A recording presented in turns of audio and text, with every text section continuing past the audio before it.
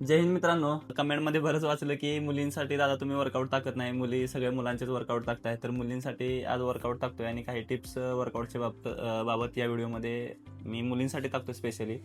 तर वर्कआउट सांगण्याच्या आधी वर्कआउटबद्दल काही गोष्टी सांगतो तुम्हाला. जर तुम्ही वर्कआउट नवीन स्टार्ट करत असाल तर काही गोष्टी लक्षात घ्या की वर्कआउट ज्यावेळेस तुम्ही स्टार्ट करणार आहे त्यावेळेस तुम्हाला थोडा पेन होणारच आहे, थोडं बॉडी साथ देणार नाही, लगेच इंटरेस्ट डेव्हलप होणार नाही, धाप लागणार आहे. तर ह्याला काही पर्यायच नाही.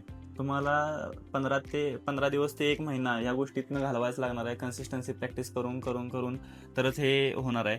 आणि ज्यावेळेस तुम्ही न्यूली स्टार्ट करताय तर त्यावेळेस काहीच वर्कआउट करू नका. जे पहिले 15 दिवस आहेत ते फक्त 20 मिनटं 30 मिनटं स्लो रन, 20 मिनटं स्लो रन, 30 मिनटं स्लो रन एवढं करून वर्कआउट बास करत राहा. पहिले 15 दिवस तर फक्त आणि फक्त स्लो रनच करा. दुसरं तुम्ही वर्कआउटमध्ये काहीच करू नका. स्पीड रिपिटेशन्स वगैरे करायला जाऊच नका, स्ट्राइड्स करायला जाऊच नका. पहिले 15 दिवस एकदम स्लो वर्कआउट करा, तरच तुम्ही पुढे कंटिन्यू करू शकणार आहे. नाहीतर मग तुम्हाला इंजुरी येणार आणि तुम्ही व्यवस्थित करू शकणार नाही.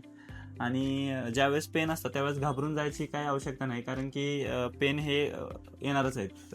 वर्कआउटच्या दौरान पेन हे येणारच आहेत. ज्यावेळेस तुम्हाला पेन येतील त्यावेळेस तुम्ही 1-2 दिवस रेस्ट करा, किंवा तुमच्या जर ते जास्तच वाटत असेल तर डॉक्टरांना दाखवा.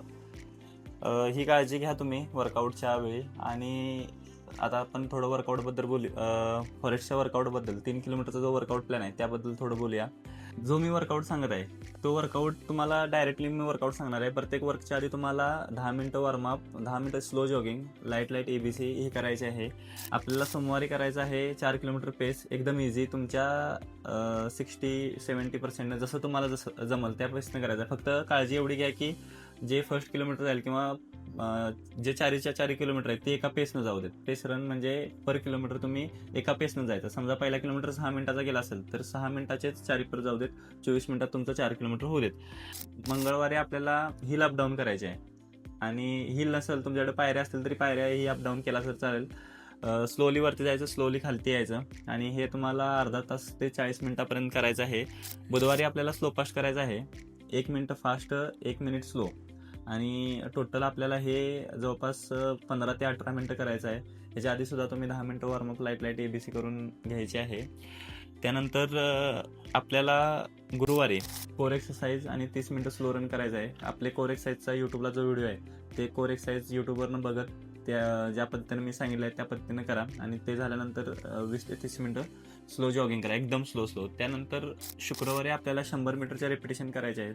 आणि ते एकदम इझी करायचं. स्पीड लावू नका, कारण की सुरुवातीच्या काळात जर तुम्ही स्पीड लावला तर तुम्हाला मसलला इंजुरी किंवा मसल तुमचा इंजुर होऊ शकतो. त्या 100 मीटरचे आपल्याला 12 रेपिटेशन करायचे आहेत त्या इझी पेसनं. म्हणजे ते 100 फास्ट 100 स्लो, म्हणजे 100 मीटरची रेपिटेशन करायची, 100 वॉक किंवा जॉग करायचं आणि पुन्हा 100, असे 100 मीटरच्या 12 ते 16 रेपिटेशन तुम्ही करू शकताय. त्यानंतर सॅटर्डेला आपल्याला 60 मिनटं एकदम स्लो रन, एकदम स्लो रन करायचं आहे. ते भरपूर स्लो करा. स्लो रननं तुमच्या बारीक मसल तयार होतील आणि तुमचं स्टॅमिना वगैरे इन्क्रीज होईल. त्यानंतर संडेला आपल्याला कम्प्लीट रेस्ट करायची आहे. तर हा एक फॉरेस्टचा आयडियल वर्क आहे. तुम्ही इझी हा वर्कआउट करा, जास्त ताण घेऊ नका. अजून फॉरेस्टची भरती लांब आहे आणि हा वर्कआउट तुम्ही 1 महिन्यासाठी रिपीट करायचा आहे. जर तुम्हाला हा वर्कआउट इझी वाटत असेल तर थोडंसं यामध्ये स्पीड तुम्ही व्हेरिएशन करू शकता, थोडं स्पीड वाढवू शकता, किंवा लोड जात असेल तर स्पीड थोडं स्लो करू शकता. फक्त टायमिंग आणि डिस्टन्स हे असू देत, आणि स्पीडचं तुम्ही तुमच्या बॉडीच्या हिशोबाने ॲडजस्ट करा. आणि हा व्हिडिओ कसा वाटला हे कमेंटमध्ये नक्की सांगा. आणि कोणत्या टॉपिकवर तुम्हाला व्हिडिओ पाहिजे हेही कमेंटमध्ये नक्की सांगा. थँक्यू. जय हिंद.